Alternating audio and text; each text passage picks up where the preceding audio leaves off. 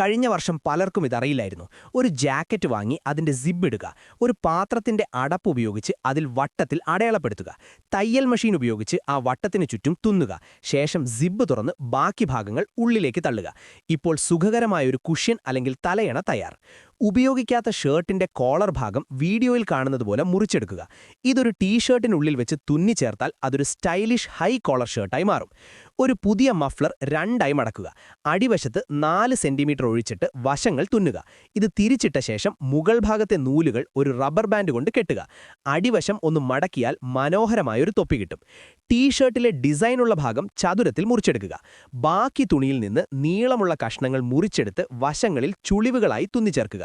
ഉള്ളിൽ പഞ്ഞി നിറച്ചാൽ ഭംഗിയുള്ള തലയിണ റെഡി. പഴയ ബോക്സർ അടിവസ്ത്രമെടുത്ത് അതിന്റെ താഴെവശം മുറിച്ചാൽ അതൊരു സ്പോർട്സ് ബ്രായായി ഉപയോഗിക്കാം. വ്യായാമം ചെയ്യുമ്പോൾ ഫോൺ വയ്ക്കാനും ഇത് സൗകര്യപ്രദമാണ്.